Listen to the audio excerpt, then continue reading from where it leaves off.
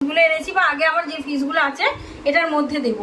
তো তার জন্য আমি এটা নিচে পাতবার জন্য এই ম্যাটটা নিয়েছি, যেটা কিন্তু আমি ভালোভাবে এখানে নিচে পেতে দেব।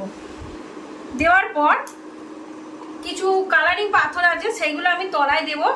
দেওয়ার পর এই দেখতে পাচ্ছেন এটা হাইডিং প্লেস। হাইডিং প্লেসটা আমি কিন্তু এটা 30 টাকা দিয়ে কিনেছি। এটা কিন্তু আমি এখানে দিয়ে দেবো, কারণ ফিশেরা মাঝে মাঝে হাইডিং করতে কিন্তু খুব ভালোবাসে। ওটা একদিকে দেবো, আর এটাও কিন্তু আমি একদিকে দিয়ে দেবো। আর এই তলায় যেটা থাকবে সেটা হচ্ছে পাথরটা থাকবে।